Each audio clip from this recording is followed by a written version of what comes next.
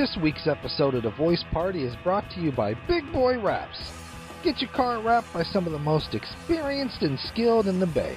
Big Boy Raps, where the big boys play.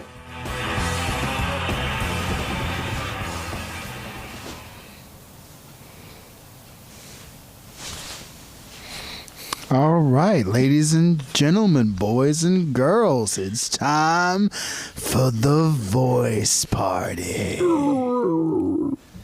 What up? This is Joaquin Xavier. This is Gaspar. JD. Oh, and bam, switch my input here. Give me a sec.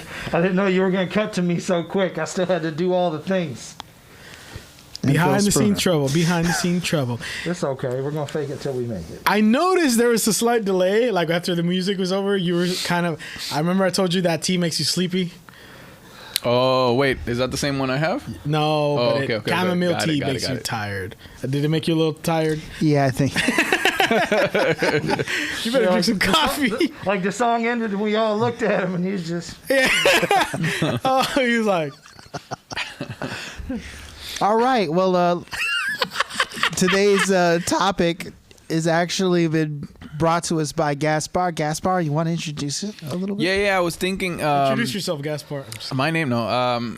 We did an episode on toxic masculinity, but we didn't really get to share a whole lot of personal stories. So I figured Examples. I figured today we can explore that a little bit, and then I guess explore what how. The impact of this. It sounds like you probably have some of the more extreme stories. So Not really. okay. Yeah. Would you consider that toxic masculinity? Oh, absolutely. I'm just kidding. Absolutely. Anyway, so you're funny. Yeah, I think I'll start with saying that the most bullying I got was definitely. We're talking about bullying because of what? Like, It's just a topic that's really important to me. Just something. I realized the other day I was talking to a friend, and I'm all saying like, oh, I'm over it. I don't hold it against these people. But then as I'm talking about it, I realize that I'm still kind of bitter. I still hold a lot of anger, Resentful. Yeah. Yeah. Even though I am conscious that a lot of the people that bullied me were probably going through their own, fighting their own demons, like that anger still hasn't gone away. The two biggest bullies in my life were definitely my dad and he. Sorry to hear that. Yeah, well, so our relationship now is a little bit better, but when I was a kid, it was terrible.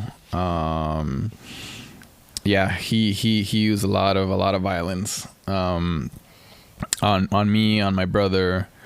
A lot of it was like we were going through a hard time in terms of like money.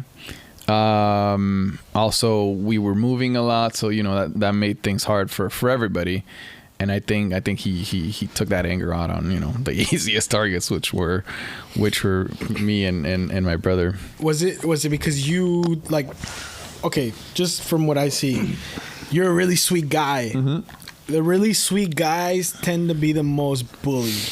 In my experience, like you're really quiet, shy. I mean, they're an easy target. An easy target. You know what I mean? Nobody bullies somebody stronger than them. Or loud. That's the stupid thing to do. Because even there's like small guys that have a not going to say loud, but they seem like he's not going to take no shit. Mm-hmm. Like he's a little dude, but he ain't taking no shit, Yeah. And then I would consider you like a gentle giant personality. Mm-hmm. Like, is that why? The way I've always thought. But it's your dad, so I can see that analogy in a school setting or workplace, but it's like it's your dad. It's a tough one. The way I've always thought about my personality is I think my personality is a response to the bullying, because my brother was a bully as a kid. Was almost identical to my dad. He's younger, actually. He's younger, and so it was really weird having to deal with his bullying, because it's like he was younger, he was smaller, but I still had to kind of deal with his personality, deal with his anger issues. My dad and my brother had the same kind of temper. Yeah. And so I think my personality was a response to how intense their personalities were. Yeah, and I remember being in like, you know, at late elementary or, you know, junior high, and thinking like how I was kind of this like pacifist, because I knew that I couldn't beat anybody up. I just couldn't. I didn't have the personality. I'm not very strong. And so I had to kind of come up with a way to justify it. And so, yeah, I'm just like super, super chill about a lot of things. You know, it's very hard to get me to, you know, get angry. Yeah, I've known you like 15 years. I don't think I've ever seen you lose your temper. Like, ever. Yeah. Well, it's funny because if I told you what gets me angry, it's actually pretty easy, but also very hard. Yeah. Write this down, Phil. What is it? I'm just kidding. No, I'll say it. Easy and hard. It probably has something to do with his sex life. I'll say it. Is that one of the triggers? No, I didn't get the joke. Okay. Easy and hard. Never mind. Okay. The only thing that will get me angry is if you're intentionally trying to get me angry. If I notice that you're intentionally trying to get me angry, it won't really matter what you're doing. So when I like, you know, I tend to like, you know, we roast on each other. Does that ever like get you like, this motherfucker? No. So when I'm like making sarcastic comments about you not showing up to work, is that? We shouldn't be talking about this. Hey, you wanted this fucking subject. You're right. You're right. Sometimes I can't tell if you're actually resentful, and when I think that you're actually resentful, then I get defensive. Okay. I can get that because tone doesn't come across in a text message. Yeah. Doesn't, especially when you, because I know I can tell when he's being sarcastic, and then I've noticed in our little chat, you're quick like, oh yeah, well show me some fucking proof. I'm like, oh Jesus. Yeah. Like after the toxic masculinity episode dropped, and then just in the group chat, like, hey Phil, can you show your work on that whole women work less than men statement? Yeah. And it's like, well, motherfucker, since you calling me out, here's 8 articles, including. But I thought there was like tension between you guys. Like, which is why I called you and was like, hey, are we okay? Yeah. We're okay. Yeah, I apologize that happened. I was not upset at all. Okay. It was, the reason I asked for it was because I want to talk about it. Yeah. In a future episode, which I did prepare, but you know, it was a can of worms. But no, with the episode, can somebody wake up Joaquin?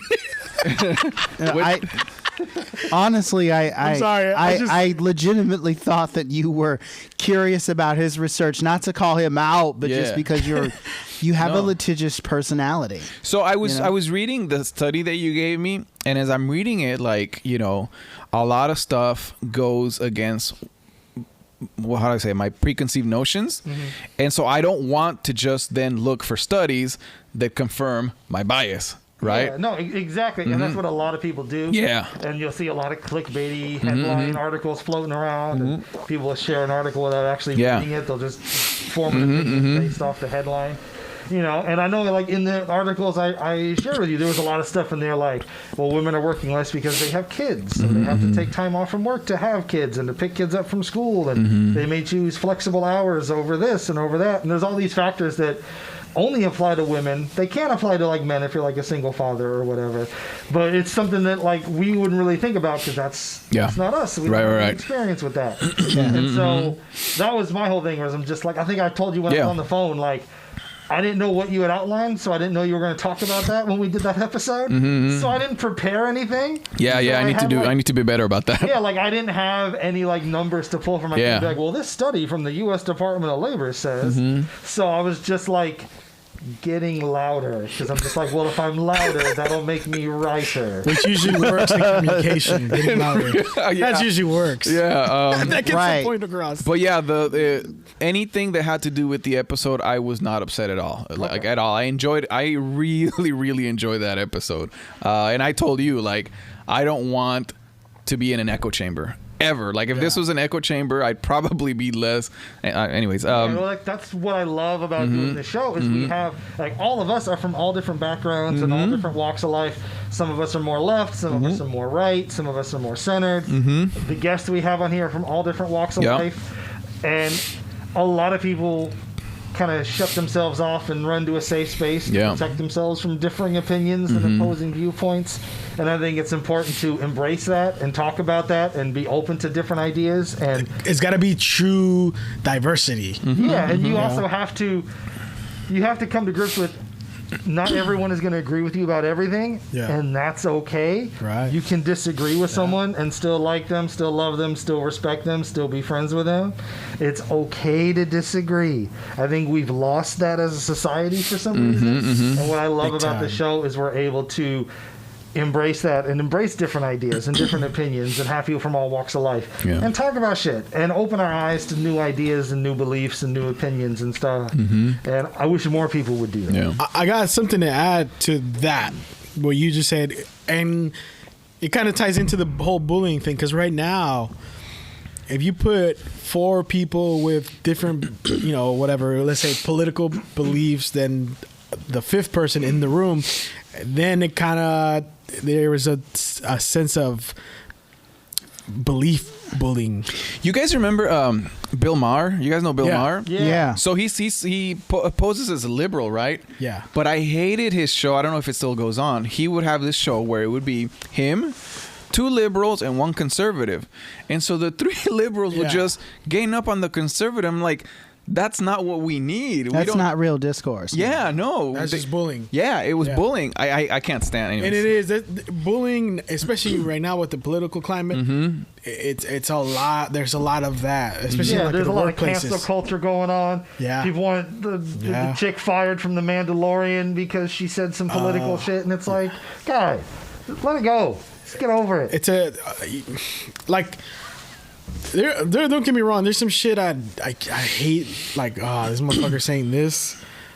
But everyone needs to, everyone should say, regardless whether it's on the Declaration or not, everyone should be able to say, or the Constitution, sorry, they should say whatever the fuck they want. Free speech, regardless on what it's written on.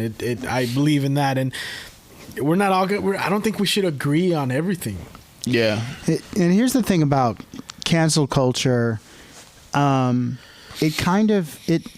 Cancel culture is another end of a spectrum of online bullying. Like to me, it's no different than it's a little different, but in some respects, it's no different than like pestering the actress that played Rose in the new Star Wars trilogy.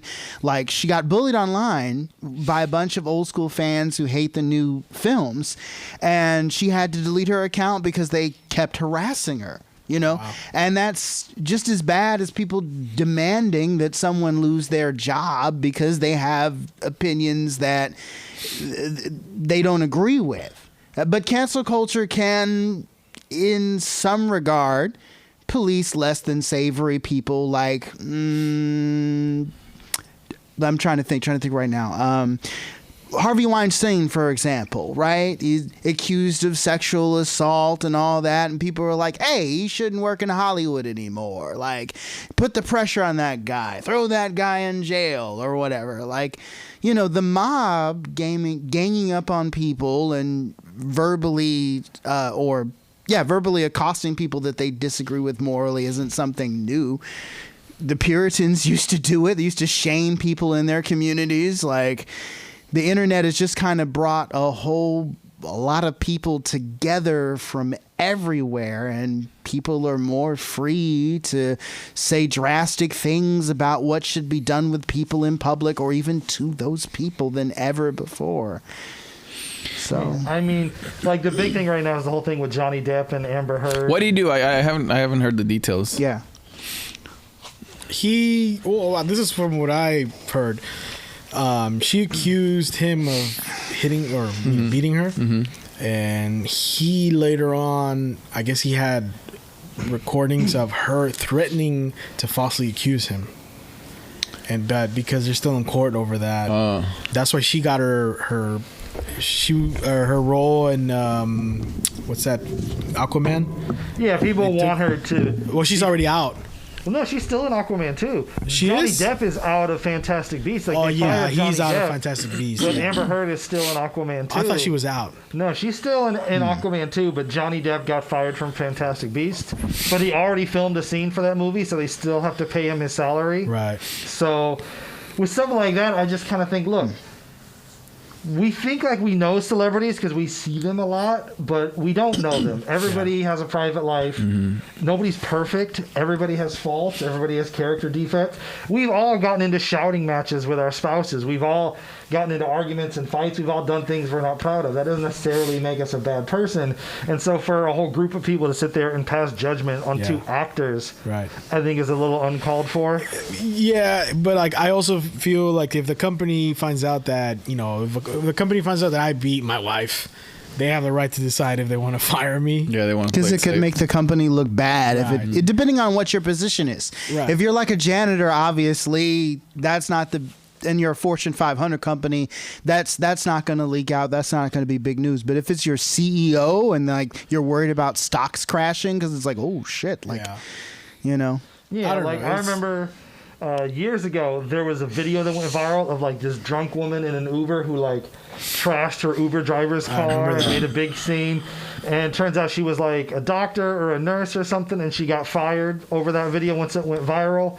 And yeah, she was a fucking bitch, but I don't think she should have lost her job because it's not like she was on the clock. I feel like kind of what we do in our private time should be ours, and you know what I mean? I see what you're saying. I'm not doing it if I'm doing on the clock, all right, if I'm fucking beating a whale on clock, yeah, do what you gotta do. But if I'm at home in closed doors, like, let's let me have my privacy. And it's like if you destroy the car, then you got to pay for that shit. But I think I see what that. he was saying, the issue is that it went viral. Right. So now, like, the hospital she works at has an issue where patients are going to be like, wait a minute, I fucking recognize you. You're a fucking bitch, aren't you? Yeah. And so I can see where that comes from. Like, if it hadn't have gone viral. But we all make mistakes. Yeah, that's nobody is perfect. Right. And everybody wants to get on a high horse and be like, cancel so-and-so. Cancel Clint Eastwood because he was a racist in 1953. And it's like, what the fuck is wrong with you people? I mean, he's probably still a racist, but I'm not saying he is. It was just that's an example. It's like, you remember when people wanted, what was it, Thomas Jefferson taking off the $20 bill because he used to own slaves, and it's like, he didn't own you, let it go. It's not like this happened yesterday. But it's that's true. That's true, but I will say this much. I wouldn't be bothered if they did take his face off of the bill, because I'm like, Okay, but let me say this. Like, it's not like he was the only one who owned slaves back then. That was the norm. But not everyone owned slaves back then. But are we saying, though, that by him doing that one thing which was perfectly normal in his day and age, does that discredit all the good he did for society, the country, the world, and everything? Because he got his face on that bill for a reason. I'm not saying that he didn't do good things, but regardless of whether it was normal, it was still wrong, it was still heinous, it was still inhumane. You know what I mean? Like, and it affects people's ancestors that are alive now. Like, all I'm saying, I'm not pushing for him to get off the bill. All I'm saying is I wouldn't be mad if they took him off the bill. There would be a lot of people who would be angry, but I'm not shedding any tears for it, honestly. Like, Ben Franklin didn't own any slaves. Are you saying it's almost like a Chris Benoit thing where you can't really separate the man from the wrestler and you can't watch his matches anymore knowing what he did? Something like that. Like, I'm still going to use the money that his face is printed on, but if they change it, I'm not going to be angry. And some people are going to be out there in torches like, how dare you change them up? And I'm going, whatever. Well, let's put Obama on the $20 bill. You know what I mean? Like, fuck. Yeah, but then if you do that, then the people where he wanted those drone strikes, they're like, no, don't put him on. There's always something bad that you can say about anybody in power. But what I'm saying for that, because he owns slaves, for example. If we take him off, but then, that doesn't really affect. It's not going to make real change on the social issues That's true. So it's like, let's focus on that. And then like I said, I'm not pushing for them to do it. I'm just not going to be angry if they do. Right. It sounded like the whole Aunt Jemima shit. Like, we're going to take her off because it's like, there's real shit we could actually do. But remember, these companies are not. like the realest thing that any of these companies that were coming out of the woodwork and changing their potentially stereotypical mascots could do is ensure decent wages across the board for all their employees. Yeah. From top to bottom. Right. Like that's the real change that they could do socially. And that's not just been for one particular race, that's for like everyone, right? But my thing is that the kind of change that people were angry about, which was, can you please legitimately try these police officers for murder when they kill unarmed civilians needlessly? Like, there's nothing that the cereal company can do to help that cause, right? So I'm not really angry at them for not doing anything to legitimately help, because there's nothing they can do. You know, that's something that legislation can do. They're just like, hey, we're showing our moral support by correcting some mistakes we think we may have made. And at the very best, at the very worst, they're like, we're taking advantage of the hysteria for a good marketing grab. Either way, it's mostly harmless when they made those decisions. Ineffectual, yes. But is it a big smokescreen? No, because they're not in cahoots with, like, you know, the police officers specifically. They're making freaking cream of rice or whatever, you know? So. Yeah, I when it comes to, like, I get why they want to remove certain statues and why they want to, but it's also important to not rewrite history, because we got to know what happened. Of course. But I when they take down a statue, especially like Christopher Columbus, if you like really study and see what he did, this dude he wiped out an entire tribe that is no longer around because of him. Oh, I get it. Talk about bullying. Like, exactly. No, like, real talk. Here's the real issue with Christopher Columbus. The day, Christopher Columbus Day, was started by this idea of an initiative to have a positive day to celebrate Italian Americans. It's like, we want someone of Italian descent that we can celebrate here in the United States. I can't remember the specific organization or the particular individuals that were pushing for this to become a thing. The problem though with that is that they based the basis for creating Christopher Columbus Day comes from a slightly fictitious, supposed to be biography about the man. And like, I read up on it. Apparently the author that wrote the book was like, all right, he was having, like, I guess a slow season or something, and he was trying to figure out an interesting subject to write about, and he thought, what about Christopher Columbus? But once he did his research, he discovered that Christopher Columbus wasn't, like, if he wrote this book about this guy, no one's gonna like this guy. Like, how are you gonna get behind this guy? Because a lot of the stuff that we were taught in elementary school, our generation, I grew up to learn, was false. Like, they say, oh, he was the first person to think that the world was round. In reality, it was an ancient Greek mathematician. Well, not that ancient. It was like around the time the Romans took over early Christianity, but she had figured out through a mathematical formula that name? The world was round. I can't remember her name right now, okay. But she had figured out that I'm gonna fact check you later. Go ahead. She had figured out through some sort of geometrical formula that the world was round, right? Yeah. And then, like, which people are still debating today. Huh? People are still debating that today, right? Whether or not the world is round. And then, like, the real reason that people were not traveling to see if the world was indeed round was because they thought, okay, well, if we try to sail, we're going to run out of supplies and food before too long, and we're going to starve before we get to the other side, because they didn't know that this continent existed, right? They just thought it was like a straight through thing of water, and then boom, you're back to Europe again, right? Or Asia or whatever. Yeah. And like, Christopher Columbus's theory that he pitched to the royals of Spain was actually that the earth was oval. And so it wouldn't take so long for the trip and they wouldn't run out of food. And so the queen and the king were like, he's a little crazy, but we're sort of desperate to win this trade competition with Britain.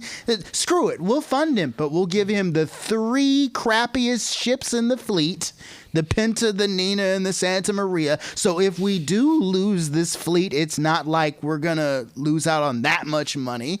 So he goes around, thinks that he's discovered India, not knowing that it's actually this new world, right?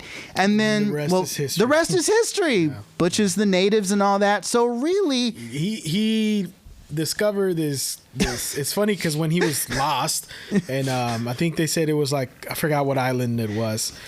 The people, Hispaniola. The people of that tribe, Rico, no? they went to greet him with like gifts. They swam over to his ship. So like, yeah, you must be hungry here. And you're like, oh wow, these guys are so sweet. And you're like, I'm gonna enslave them. He enslaved a lot of them, brought them back to Spain, went back and grabbed more because he made money off of them, and then like completely decimated the whole tribe. Some of the last ones, I forgot their name, but some of the last Puerto ones Rico of or that Cuba? tribe. No, I forgot exactly, but like some of the last people in the tribe that they saw, like, wow, you know, they completely exterminated us. They just committed suicide. It's like, you know, once you really read into it, what I was gonna say is the argument I always make though is this didn't happen yesterday. This happened, 600 years ago. Nobody was mad about it last year. Why is everybody mad about it now? What has changed? Well, that's not true. The Indians have been mad nonstop. Since it happened, but they don't have. And you can still see the effects of it today. You can still see the effects, and their stories are not being told. Right. And so you have all these Indians with their own history, their own their own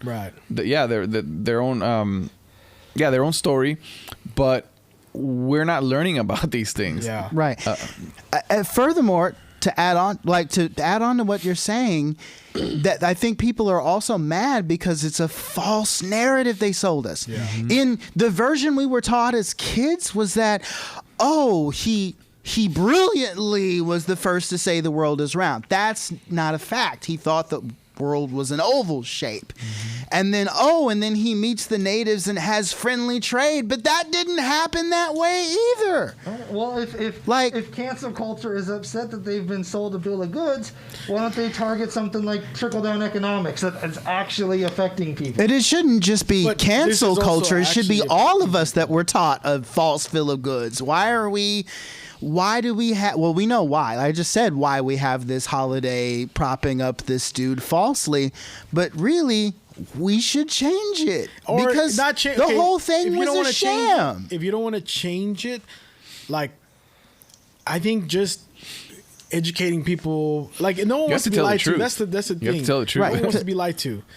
And a lot of natives are still in a shithole. Yeah. Right. But the reason that the holiday is a holiday in the first place is because of the lies. They sold the guy to be a hero, and that's not the truth. So why are we honoring this dude with a day? He didn't actually do any of the great things, or he was knowledgeable in any of the great things that he thought.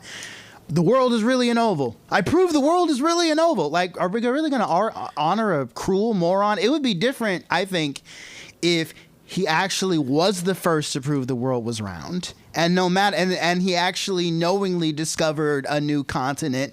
And if those things were true, then maybe you'd have an argument to say, well, we should at least honor his discovery and his brilliance despite his cruelty, maybe. But we don't even have those things. We have a holiday honoring a fool and a cruel, a cruel bully. And I'm just like, those people don't deserve holidays.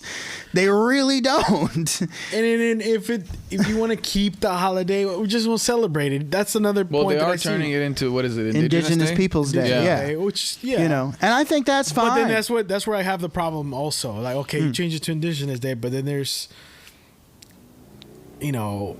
still a lot of things in place that kind of keep them in the shitty situation. Yeah. Well, I think it's like what are we doing all this work for? I think Indigenous Peoples Day change. Not that it hasn't. Yeah, I think it's a good place to start. I've been to one. Go ahead. Like you said, like there we changed it. Now shut up.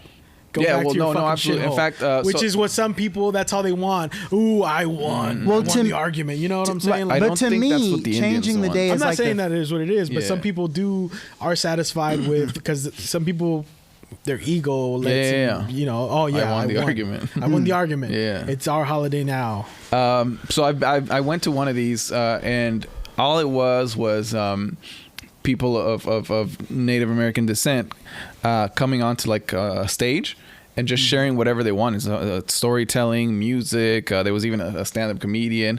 And so I think that's a good place to start, just to get that narrative out, that they exist, some of the things they've been through, that they're human, they're not just some cartoon, things like that. Yeah. The funny thing is, as Mexicans, and I think other groups. Well, you're Mexican? Yeah, you didn't know that. Oh, we don't look at sometimes we don't look at ourselves as Indian. Yeah, we're like, we're half Spanish, half Indian, or we're No, like we're not that mixed. Yeah. Most of us are Indian, and that's all across. With a splash of Spanish. Well, the Spanish people, or any kind of Europeans, tended to stick to where the cities are. Yeah. And so if you're in the rural areas, you might not even have any Spanish in you, but you identify with Spanish people. And so we got to get that narrative out there that Indians are still here everywhere, and hell, they're even here in the United States. A friend of mine took a road trip almost across the whole country. There's so many places that are inhabited by Indians. They have shops or whatever. Like they have their own. They've established their own culture. I had never heard of it. So yeah, we got to start by changing that narrative, telling the truth. Like, there's nothing wrong with, in my opinion, saying the truth. That a lot of the founding fathers, they were involved in creating the country, but they were also involved in subjugating a lot of people. We shouldn't shy away from that narrative. I didn't learn that in school. I learned was the good things that they did. I think the safest thing to say is, and I think anybody who's on both sides of this argument is, there's a good reason, and it's always good to hear both sides of any story. Yes. So if you can at least just agree on that, and actually. What do you mean? What do you mean both sides? Well, of the story? Hear Natives' history. Their side. Yeah. And then if you don't want to change it, then just hear it out at least. Because there's a lot of stuff that's not written that. Well, that's the thing. Interesting to know. So I was after we did that episode with that one guy who had been at the one guy. I don't remember his name, but you remember he had been at the protest. Yeah. Was it Richard Salazar? Ricardo Salazar. Yeah, that guy. Yeah, and so I started listening to a lot of lectures from Indians, from people who were kind of were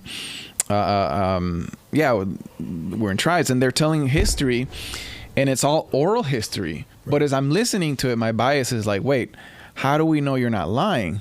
That's the problem. But then I was like, oh, that's my bias. How do we know the written history is not lying? Yeah. And then I found this Wikipedia page that talked about, because the lady was talking about this massacre. And so I'm trying to Google the massacre just to make sure that it's real. And when I find the Wikipedia page, it wasn't labeled a massacre. It was labeled a battle. And the story that she's telling was there were no Indian soldiers. These were like women and children that were trying to flee. And then the American army gets there and massacres everybody. The lady's telling that they had to put children on dogs, strap them to dogs so that the dogs could get away. And then the adults kind of just had to... that's what they used as horses back then. They did. Yeah, and they had to just slow down the American army by basically standing there and getting killed so that the children could get away. But on Wikipedia, it's labeled as a battle. What battle? That is the true meaning of his story. Well, that's why I get so upset when I hear the phrase rewriting history. It's like it's that's not rewriting history. That's telling the truth. And I found there's so many other examples. Like for example, you probably heard the race riots. The race riots of after King was assassinated. Or no. So after slavery, you had former slaves. They go into the workforce. They start, things start to get really, really good. Mm-hmm. You start to get all these towns with African Americans, and they start to make it into the middle class and higher, and eventually. Is it Tulsa? You're talking about Tulsa? That's just one of them. Okay. There's so many Philly of them. Too, no? In Philly? There's tons of them. Yes. Tons of them. And you look them up. They're called race riots. These are massacres. Pretty much. Yeah. Like Tulsa's the one I know about. Tulsa's the most famous example. But there's so Black many. Wall Street. Yeah. There's the Black Wall Street. And all that was like somebody looked at a white woman the wrong way, I guess. No, sometimes it wasn't even that. Whatever. Well, specifically the Tulsa thing, it was some woman who was like, I didn't like the way this black man looked at me or something, accused him of something. So then the white folks in the town got mad and burned the whole town down. Often it was politicians blaming black people. Telling the white working class that it was because black people were taking your jobs, and that would inspire a mob to go and destroy all these shops, all these all these structures. People were left homeless, and it's like race riots. Really, another one that is not really written about is when the Californian Mexicans were deported, even though they were born here, back when they needed to make room for the GIs coming back from the I believe World War One. I don't know if you guys are familiar with that story. I've heard about they that. Deported a bunch. They were born in California. They just were like, "Oh, you look Latino, you're going." Or send your ass back. Because what's weird. Historically, there's records of Italians who got snatched up during that Great Purge. And a lot of them ended up in Mexico, and they're like, I'm just going to stay here. Yeah, and they wrote letters to their families back, like, I don't know what I'm doing here, but I'm going to figure out how to make some spaghetti out of here, bet. Maybe with some chiles. Yeah. So there's a lot of like unwritten things in history that I've heard about through word of mouth. Like one of them was, and one of the battle when they lost Texas, I believe, with the U.S. Alamo? and Mexico. I think it's one of those where the Irish were treated horribly by the American, the Irish that were coming from the boats. They were getting treated horribly by some of the American soldiers. So they just went to Mexico and fought for them. That's why there's like Canelos, and Louis C.K's. Oh, that's after, but like that's why there's a lot of ginger Mexicans. Because So I could understand if you're white and you're like, I don't want this narrative, like. I don't want people getting hostile with me. Personally, I've never felt the urge to be hostile to white people because of history. Right. And right now with the Black Lives Matter movement, a lot of the focus is on changing a system. And so if you change a system, and there's people on all like every color been behind that movement. Yeah. But changing systems, I think guarantees that less people are oppressed, because like, which is the ultimate bullying. Well, you could look at it this way, like we're talking about bullying. Yeah, we were talking about bullying. In a few decades, white people are going to be the minority in the United States, and in some places they're trying to keep power in very very dirty ways, if you will. And I could see like angry people of color kind of like wanting to take violent revenge. But if you were, like I said, I never wanted to, and I don't think I know anybody that has, but like if you were to change systems so that nobody's oppressed, I think that would guarantee that there wouldn't be violence in the future. I don't know if that made any sense. I understand what you're saying. Totally. To steer this conversation back to bullying, I know, right? Because we talked about one of the biggest bullies of history, and Christopher Columbus and the whole "I'll chop off your hands if you don't give me gold" and all that kind of stuff. And and we talked about online bullying to a degree with cancel culture, and also people being racist to Asian actors. It's like, boo, you such and such. You shouldn't be on the cast. Because there's issues like bullying that, regardless of outside influence in your own circle, in your family, you'll experience, like, or the whole masculinity thing where we talked about bullying, I mean, that's universal. Like, it happens with animals. That's, I think, I'm sorry, you cut you off. It's okay. No, go ahead. But I was going to share my own personal anecdote with bullying. When I was growing up in Arkansas, there was a kid, started in kindergarten, oddly enough, and I remember running from the playground at the end of recess and being tripped and wondering, well, who did it? And there was this kid looking back at me, snickering, and I was like, was it him? And I didn't want to think that someone tripped me on purpose, because when you're little like that, you tend to be a little naive, and I was taught not to treat people that way. So maybe my shoes were just untied, and to be fair, they were. But then I noticed as time went on, this same little boy started messing with me, calling me names and that sort of stuff, and it kept up through first grade, and I got sick of it. So he picked a fight with me. He threw the first punch, and then I hit him back. The recourse for this, normally you would expect in most schools, is both kids get in trouble for fighting, right? They don't go ahead and do the whole, well, who started it, and no one ever cares about that kind of thing. They're just all about keeping order, and it's more efficient to punish both of you as an example than get true justice. Because, there's something about self-defense in the law. Like, I shot at him, but it was self-defense, and they leave you alone. But that's not true in elementary school. I think it teaches the wrong lesson. But anyway, moving forward, I actually got punished in that situation, and he didn't. So he was outside playing, and I was in detention. And the reason for this, I always, and it was that way for the whole first grade. And I think the reason for this was because I was African American in Arkansas, and he was not. Our principal was also not African American. And that the kid kept messing with me because he felt like he could get away with it. Because no matter what, I defend myself. I got in. And eventually, my grandmother said, "Look, you gotta stop fighting him, because they'll kick you out of school, and that little boy will be okay." That was her concern. So she was like, "Just walk away, and try to ignore him."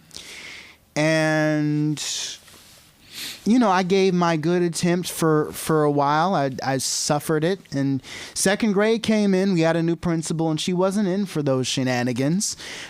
Stephen was punished right along with me.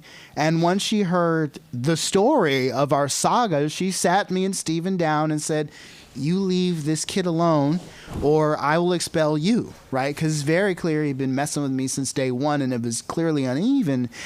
And for the rest of second grade, all of a sudden, Stephen got along with me. It wasn't until we got to third grade and the old principal came back that Stephen felt a little free. He actually chose the last day of school right before summer. We were on our yearly picnic out in the park.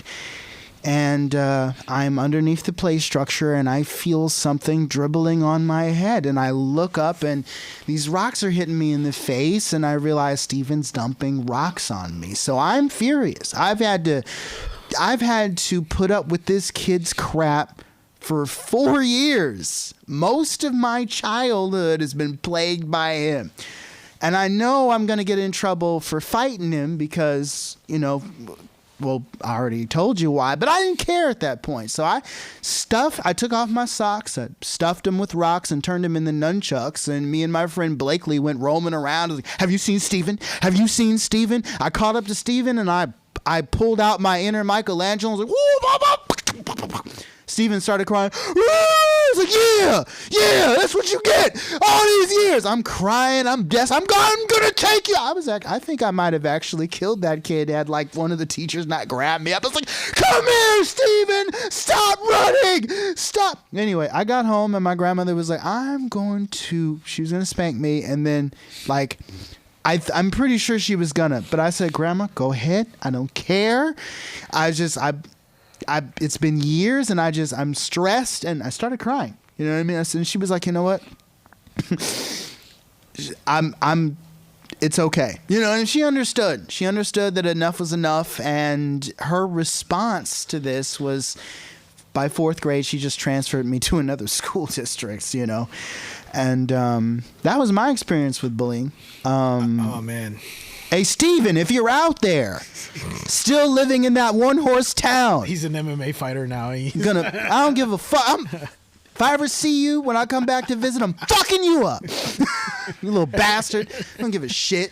You know, it's torture, funny. dude. I remember early on in like 1st grade, I had like my first bully, or 2nd grade. Yeah, 2nd grade. It's funny because it depends who you ask your parents. Like, you know, they're both gonna give you a different answer, obviously.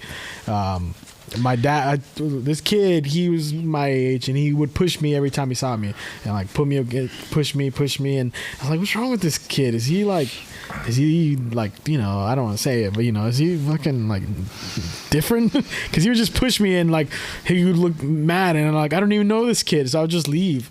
And then it got on my nerves. I didn't think of it as a threat. So then he would never say anything. That's why I thought something's wrong with this kid. I didn't really feel threatened by it, you know, because I'd like wrestle with my brother. Like, oh, I could knock this kid out easy, you know, I'm older brother, you know. So I tell my dad about him. Knock him the fuck out, you know. Just fucking like, hit him in the jaw. Like, and then I told my mom, and then she's like, no. You tell a teacher don't hit anyone in the school. Yep. Like, okay, all right. I told the teacher, hey, this kid's pushing me, and they're like, the kid's gone. Like, and nothing happened. Nothing ever happened. Nothing happened with me. That kid has been pushing me, and then he just looked at me, and he stopped pushing me, and then he ran away. Because we wasn't even in my class. It was just, I don't even know if he went to the school. It's Lincoln Elementary in Richmond, you know. He just went there to push kids. Yeah, he just a little gnome, lawn gnome. And so finally one day, he's pushing me outside of the school where I wait for my mom to pick me up, and he won't stop pushing me. I'm like, this kid's so annoying. And then I get in the car, and my mom sees, and she's like, is that the kid that's been bothering you? I'm like, yeah. Don't you ever let anybody touch your face. You knock him the fuck out. So I saw him, and then like finally I saw him, and I'm like, oh, I've been waiting for this, and I never saw him again. But that was like 2nd grade bullying. Yeah. I had another like bully in 7th grade. He was my age. I think I've shared this before, but like this kid, his brother was known because his brother killed somebody and he went to prison. He was older than us, and his brother was like a gang leader in Richmond, you know. So this kid, he sees is a little bit smaller than me, but he had like this temper, and he would grab me in a headlock. Somehow, I don't know, this fucking short kid got me in a headlock. A little idiot. Oh yeah, I'll get down for you. But you know, that's how bullying works. Yep. You know, you're bending down to get choked by a smaller person. Because it's all a mentality thing. It's not. I could easily probably have, but one time I did like hit him back because you started off with playing. Hey, let's play fight. Like, okay, cool, and then it developed into he would surprise attack me from behind while I'm waiting in line for lunch or whatever. He would just come up behind me, slap me in the face, and run away. And that eventually became more. Then one day I grabbed him like, you little shit, and it's like, if you fucking hit me, I'm going to have my brother's friends come and kill you. And I was like, well, I guess I'll let you go this time. Because he, at the time, this was like 99 or 2000. And Richmond was different. Grown adults would come into the school to like beat up the rival gang members like little brother. You know, there was a lot of that shit going on in Richmond. Man. I don't know if you remember those days. I don't know if you went to. Well, I went to Dianza. No, this is like middle school, dude. Yeah, okay. I went to Crespi. They would like gang members would hang out. No, it wasn't bad, but there was moments where grown adults would come in to fight with students. That's crazy. Or beat them up. That's just insane. I remember there was this grown guy who was like 19 and he would come in and like hit on girls. Like, this is middle school. Yeah. Wow. Yeah, these are like 11-year-olds or whatever. Oh, so you're talking about middle school. So grown people would come to middle school and beat up little kids. Yeah, they were like 18, 19. That's grown. Yeah. So you come in to mess with middle schoolers. So when this kid told me, because his brother's friends or whatever would pick him up, like, if you fucking touch me, you don't hit me back. So one day, I pushed him and he fell and he hit his head, and Jonathan's cousin, he told me, "Hey, why are you picking on this fat motherfucker?" I'm like, "Oh," he's defending me, but he's shitting on me. You. Yeah, why are you picking on him? Like, pick on me. And then the dude, he was just like, "Oh," and then he stopped. And then later on in life, we became friends. But now that dude's in jail for murder. So it had a happy ending. Well, no, because now it's funny because I shared this story with Johan. Yeah. It's like, in a way, he used to steal your lunch money and you're still paying for his lunch. Yeah. I remember that joke. Yeah. So, Shit. but yeah, that kid was twisted. He was like he eventually killed somebody, and I know the whole case. I've been following the guy who he killed. I also knew. I don't want to say his name or whatever because I think he's free now, even though this is recent because of the whole, you know how the criminal system is. Yeah. You testify against somebody even though you killed somebody. Because that they're leading for bigger fish, yeah. Which is not good regardless, because I don't know. But I don't think that's a good thing necessarily, because there's a guy who's like had that kind of mentality and he killed people and he's free. And yeah, So if they're you're a psychopath, they're probably going to kill again. I can't say this. If you're well, I mean, I'm pretty sure, I don't know, but like if you're listening, I hope you change your ways. And check out our other episodes. And check out our episodes at voiceparty.com. And real talk, I mean, aside from the angry hyperbole of earlier, I realized that bullying can be inspired by abuse or some trouble at home. And I don't know what Steven's home life was like. I do remember that. What was Christopher Columbus' home life?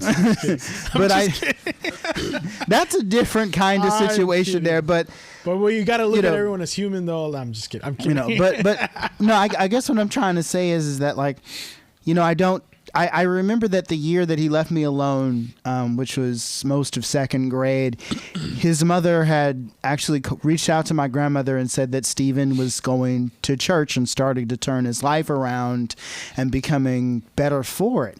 But I don't remember ever hearing about Steven having a dad or what that situation was like. And I guess what I'm saying is since I don't really know what inspired Steven to pick on me or anyone for that matter. I don't know what he had to deal with when he got home, and a lot of times hurt people.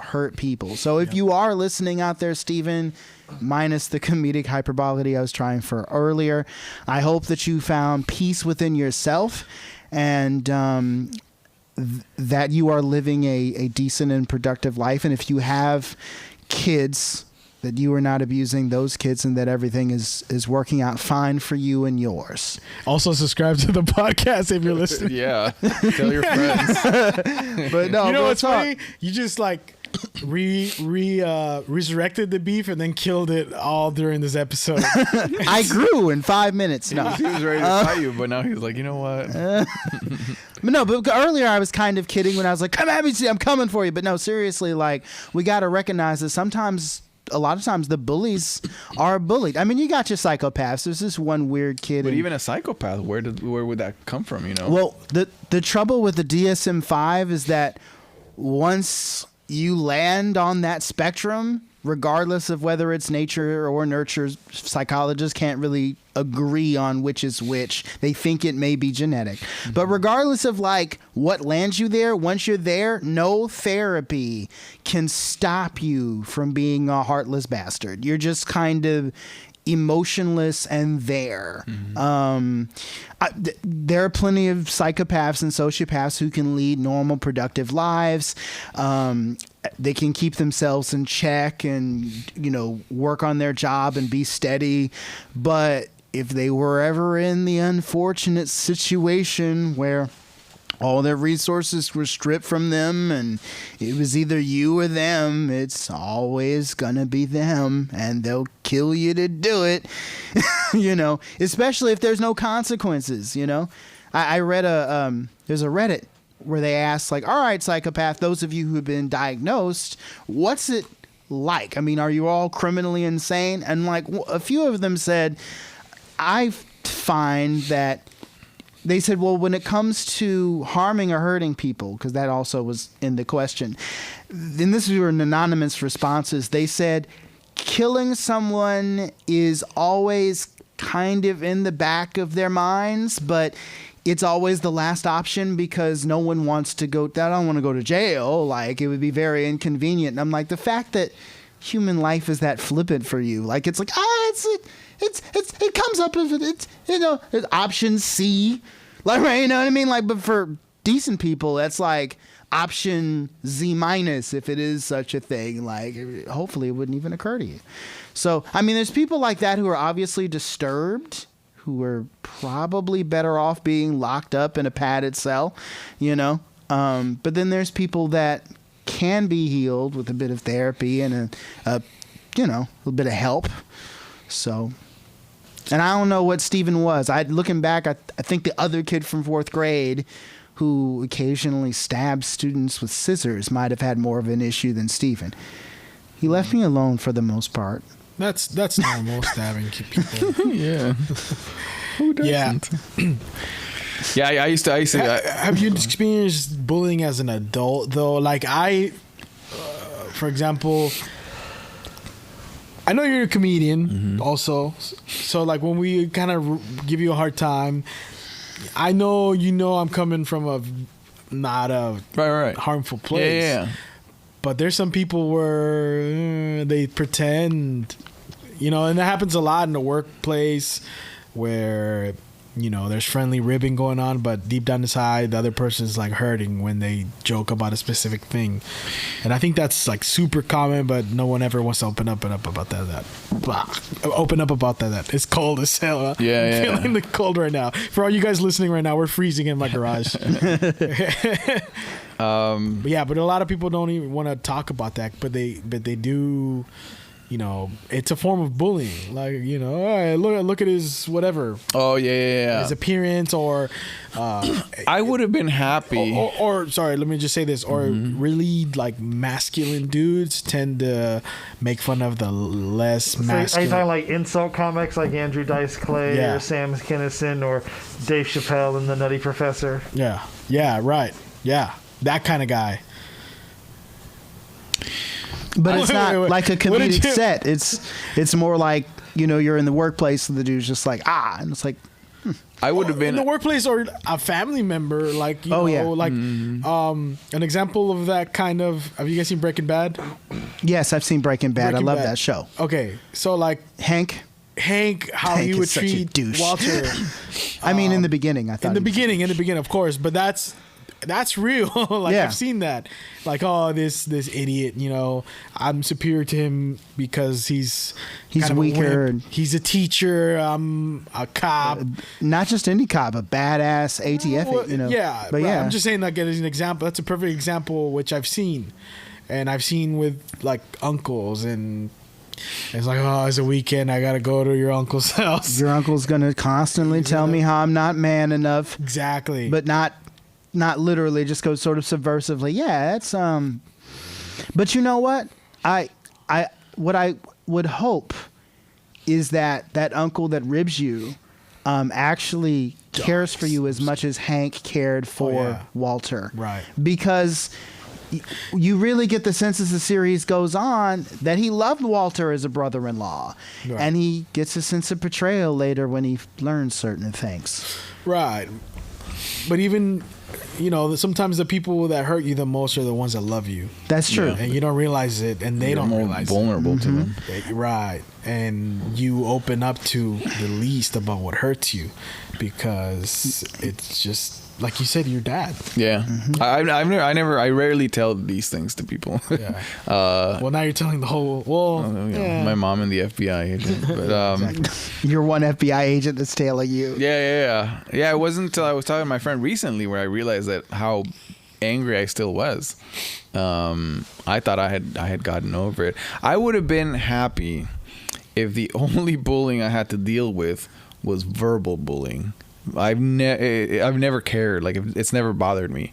Like that one, yeah, that's different. Because for me, like, I grew up around that. Like, I know this happens a lot in Latin America. Like, the overweight kids are always the wittiest. They're always the funniest, and I think that's because they get attacked the most. Latin Americans. I think that very happened to me because of that. Yeah, that's just what they want to do. They want to make fun of the fat guy, and so every overweight friend I had, when I was living in Mexico, they were super witty. They always had a comeback. They were so funny, and so yeah, I think I would have laughed at life if I only had to deal with verbal bullying. The issue I had always was physical. And in I will say this, like with Mexicans or in Latin culture in general, verbal ribbing is a huge thing. Yeah. Huge. Yeah. By fucking professionals. Yeah. Which is early on, that was like, my thing. I think that's helped develop like comedic skills. Like, they're not hitting me. Okay, cool. Like with the cousins, we got along. But through ribbing, that's how we would settle whatever. Yeah. Hey, you're a bitch. And, they're like, you got titties. And it's like, it would just go back and forth. And it kind of got me to develop, like, I got to be on my toes with these fucking humpback motherfuckers. Because,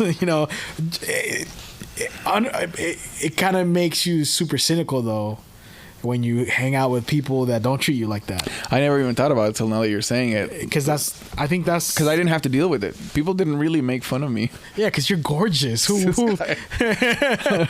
would make fun of you? Look at you. You look like a male mermaid. Merman. It's like the only thing I can ever even get on Gasper about is I wish you kind of showed up more. That's it. That's it. We're just basically saying we want to see you. Showed up more. Yeah, which is great. He's been here for the whole episode today. Hey, you know what? While I can't come outside. I'm in the bathroom. It'll look like I was here for a whole month. Now, what I'll say about to throw in a little bit more on the subject of bullying. Anybody that listens to the show knows I love me some superheroes, and you all know I love them. George Buza, the guy who voiced Beast in the 90s animated X-Men series, said on the panel recently where they brought all the surviving actors together that he had a special connection to Beast and to the mutant story because George Buza, much like the mutants who are being oppressed for being different, grew up in the 50s. And he said, back in the 50s, you didn't have an anti-bullying campaign. Teachers tended to not really pay bullies that much attention. And he was the fat kid. And he was like, people were just a lot less, his words, people were a lot less kind in general when I grew up. And so to play this hero who is being good and fighting oppression in a system that is essentially bullying him for being different, really. And he's still kind. He's still compassionate. He's a doctor, right? That's who Henry McCoy is. He said that, in some of his favorite episodes where Henry McCoy was the focus, there's a few times where he actually was so passionate about the character that after he got done performing, he was tearing up because he was able to tap into that experience of someone who was being bullied but still had a heart of gold. And, shout out to the people who are persistently decent at their core or loving at their core, despite being, because some people get bullied and they don't come out right? They become out bullies themselves. Yeah. But for someone to still have that heart to care for others, despite still be kind, Those to me are the strong ones, because the bullies are picking on you because they're weak. They're afraid to face off against somebody that is physically as strong as they are. And if you have a physical, they're insecure and they see you as a threat. Yeah. And like, yeah. And at the end of the day, that's not who comes out, in my opinion, as the victor in the end. Because they'll win their little physical battles, but if you can come out of your scrapes with a decent character and try to make the world better, that's the winner. Yeah, I agree. And I'll say this, man. I would hate for any kid, anyone to be bullied, or any adult. But on the flip side, in a way, there's a lot of things I learned while being bullied that I would like what? Well, just how to stand up for yourself. Yeah. And not being afraid of standing up for yourself. And I think no matter all the campaigns that we have going on, it's one of those human nature things that's going to exist until we can really figure it out to the fucking core. It teaches you to stand up for yourself, to fight back. It gives you thick skin. Yeah. Because then once you learn how to take care of yourself and stand up for yourself, whether it's verbally or physically, then you can see, oh my God, you're being bullied. And sometimes people don't even realize they're being bullied. They're just already programmed to, shiver when certain persons come around or certain things are said to them. And, to a certain extent, I'm grateful for it. But you know what? The bullies are losing out because, and I think I agree. But then there's motherfuckers that teach them a lesson and like, oh shit, and humble them. I don't know. Right, that can happen. But in the case of like Steven, for example, I fought Steven back. Right. And the only lesson that Steven got was, well, if I do something to him and he fights back, he's going to get suspended or get detention and I'll be fine. You know what I mean? So sometimes the answer isn't that simple. He kept getting rewarded for his efforts. And then when I finally hit him with a rock-filled sock nunchuck, I have no idea what impression that left him with, because then I ended up being transferred to a whole nother school. So did that better him? Probably not. But what I mean by the bullies losing out is, more so than just being humbled or learning that somebody can be more powerful than you. The bully, it's hard to function in society without learning to get along with at least some of your coworkers. You know what I mean? You gotta, at least in my personal opinion, you can't go through life slamming people up against lockers. That's not how that shit's done. You're gonna get in trouble at some point later unless on. It's consensual. Unless it's consensual. But my point is you're losing out on certain social skills if that's your only language. And I think the anti-bullying campaign, where they're trying to not just stop bullying behavior, but maybe fix the quote unquote fix the bullies themselves so they can attune and be one with you want a functioning adult eventually, right? Eventually. And you want to be able to communicate with people so you can work wherever you're working and work together. You can't really do that if you're trying to shove your coworker in the locker. So, but I guess what I'm saying is that really, depending on how the anti-bullying campaign is run and what their targets are, if they're helping the victim and the bully, because the bully also needs help, in my opinion. You know what I mean? If you're insecure and the only way you know how to talk is through your fists, then clearly you need someone to work with you so you're not just talking with your fists. Because unless you're going to be a pro boxer or something, you're not really going to, or a pro wrestler where you're encouraged to throw punches at people, that's not going to be a long-term life strategy when you get to be a fully functional adult. And my job as an educator is essentially to make sure that to help make sure, along with the job of the parents, that your kid comes out a fully functional or at least semi-functional adult. You know what I mean? Yeah, and what you just mentioned, it's important to check the bully behavior, because not everyone's gonna be submissive. And as a bully, especially if you grow up as a physical bully and you keep doing that, a perfect example of this, I think we talked about him, the Iceman. Have you seen those interviews that I sent? The Iceman, the hitman, the mafia hitman.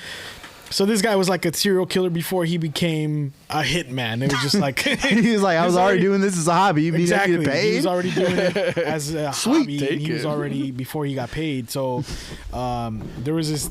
If you guys ever want to it's one of those things. I don't know what it's called. It's when YouTube tells you it's like it's a warning before you watch it that you can't share it because of the content. I don't know, but you know, it's like disclaimer. Yeah, but I forgot what they classify those.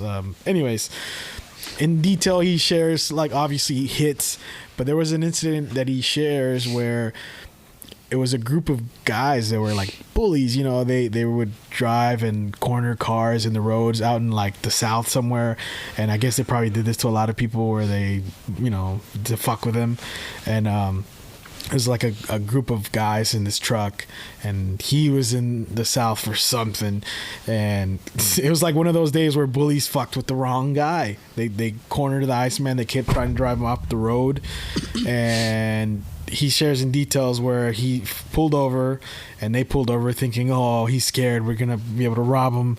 These 4 dudes come out, and he comes out with a 45 Magnum and just like, hey guys, like if you step 1 foot closer to me, like, and they thought, he's not gonna do anything, it's more of us, we're bullies.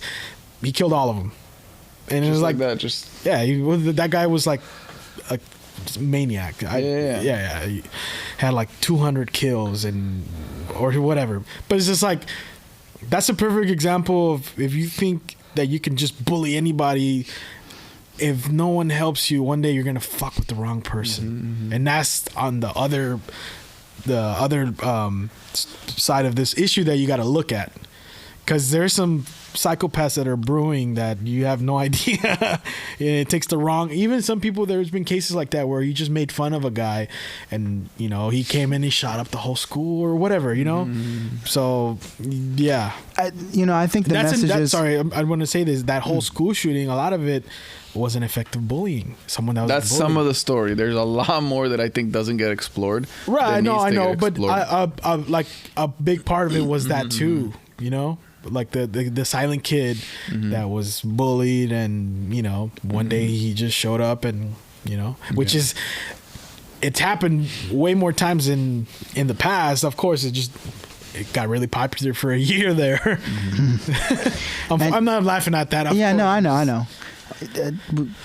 And it's, you know, it's one of those things where I think the message is, it's just better to be kind. You know, if it were only that easy. You know, and if somebody does step to you, obviously stick up for yourself. But, you know, you just teach your children to be kind to each other. You know what I mean? I mean, obviously the bullies never watched an episode of Mr. Rogers. Yeah. You know? I don't think I came out that healthy from the bullying. Because I thought, I was like, you know, for forever, I was like, I'm a good person. I never bully people. And then recently, I've been able to reflect where, like, I think what it did to me was that because I was always on the receiving end of the bullying, I've had this narrative in my head that I'm just a good person. I'm perfect, if you will, in that sense, right? Yeah. You're better than these people. Well, what I'm discovering is that I'm I can be condescending, I can be arrogant, and I think that can be a type of bullying, but I would have never been able to see it. Because I'm not physically hurting people. I'm not directly making fun of them, criticizing them. But what I think I have done to people is flex knowledge, right? And that can make people uncomfortable. Yeah. That can ruin people's days, you know, whatever.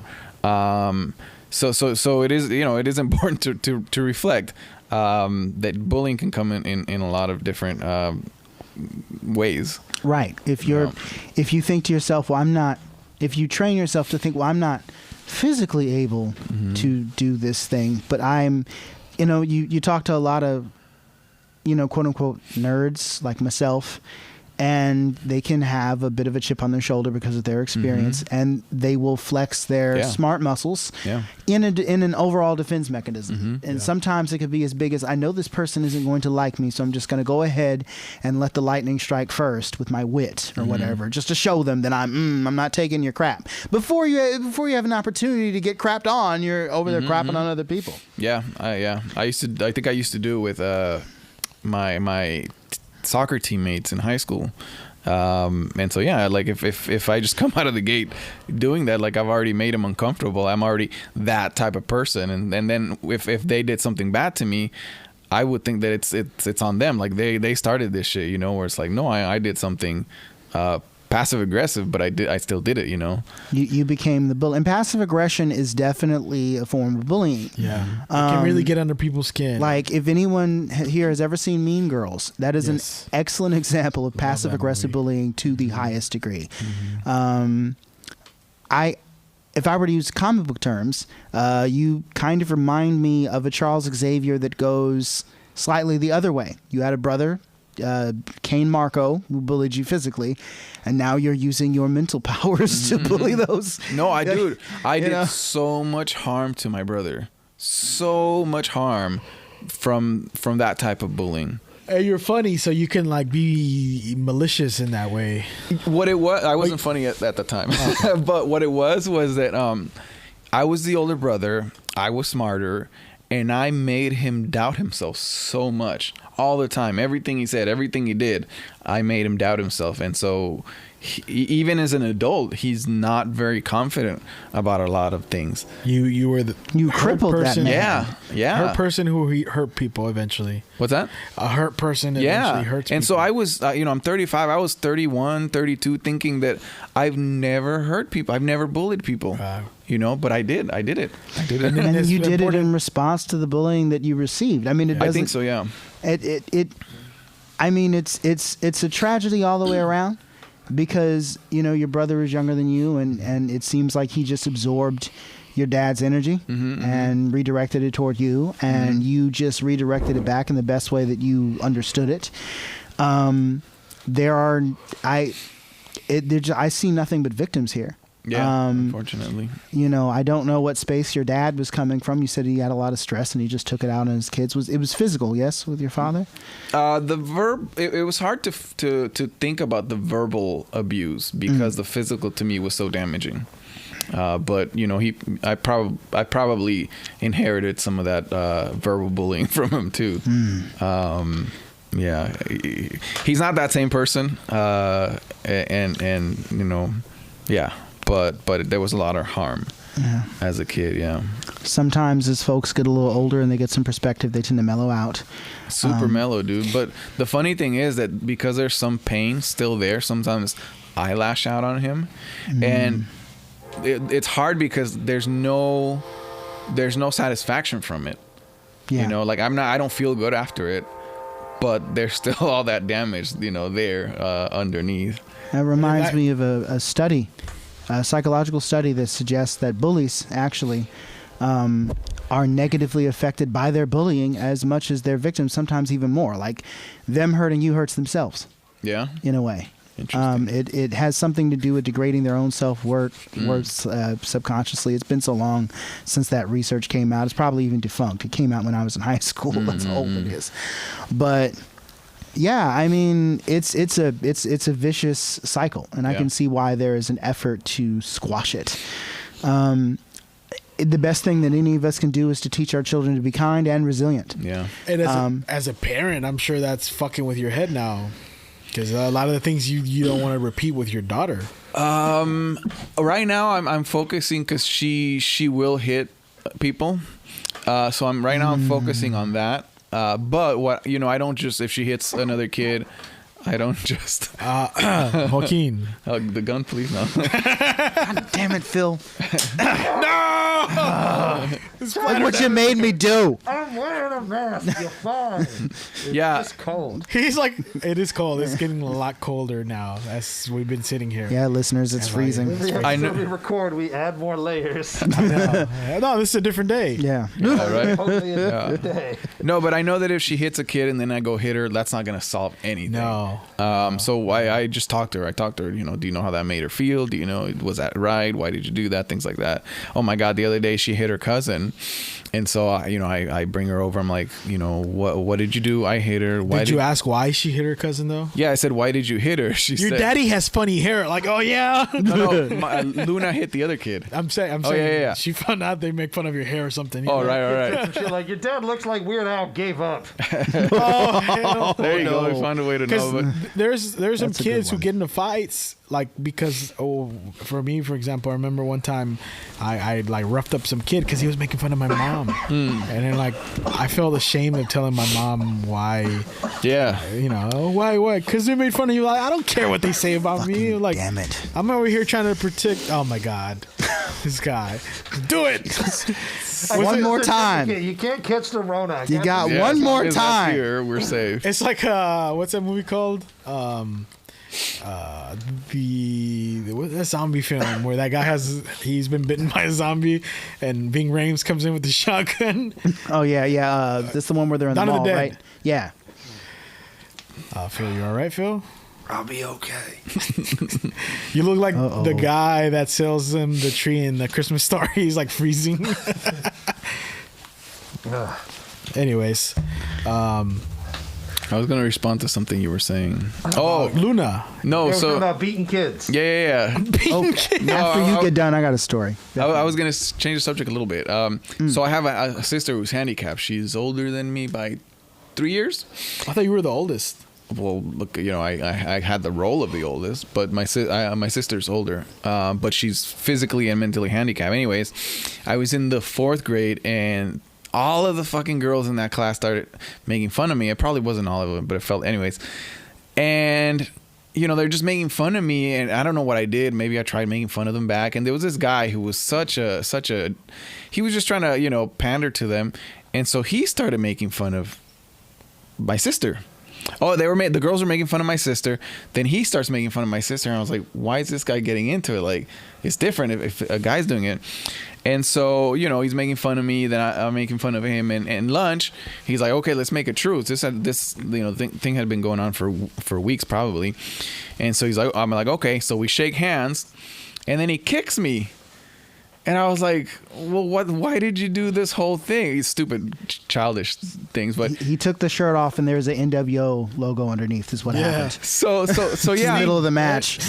So I was super pissed because not only are they making fun of my handicapped sister, but this guy just shook my hand, then kicked me, and then ran away. Or I think he backed off. So I picked up this big ass rock and I threw it at him.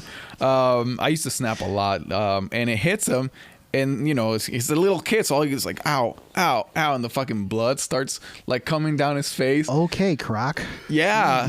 And so, of course, I get in trouble. They send me to the vice principal. The stupid vice principal's like, why did you throw a rock at him? Boys should fight with their hands. I'm like, what the hell are you talking about? I didn't learn my lesson. Like, fuck it. Anyways. Next time you hit him with your hands. We ended up... Exactly. Why? No, I'm not gonna fucking get in his face so he could hit me too. No, but we ended up being like best friends the next school year. George, if you're still listening, thank you for listening to Please subscribe to the Voice Party. Yes, thank you, George. Tell your friends. To add on to your story about Luna. Yeah. My goddaughter, when she was 5, we're gonna say 5. I was watching her, and we just got done eating breakfast. And I said, well, I'm going to wash dishes, and I'm going to wash my hands. And just for reference sake, she was wearing her night clothes, and it was just basically like a shirt and some shorts or something. And she grabs onto my leg, and she's like, I want to play with you. And I said, okay, well, kiddo, if you want to play, what do you want to do? She's like, I've been showing her WWE moves, slams and stuff on YouTube and some footage from our backyard wrestling days. And I was, and she was basically like, can you slam me? So I was, doing like, all right, here's a scoop slam, here's angle slam, that kind of stuff. And then like, on top of a mattress. So it's not like she was hitting the ground, but she was like, yeah, throw me around like that. I was like, well, you got to put something decent on. Right now you're in your nighty clothes. You need to put some jeans on or some sweats and a decent shirt. It's appropriate, and then we'll play all day. But just let me, wash my hands, and while I'm doing dishes, you can get your clothes out and decide what you want to wear. She folds her arms. And I'm just like, all right. So I lean in to explain to her. I was like, let me explain to you why. And then like she unfolds her arms, winds up for the pitch, and smacks me as hard as a little hand can. That didn't hurt because she's little. But like my response was to pause.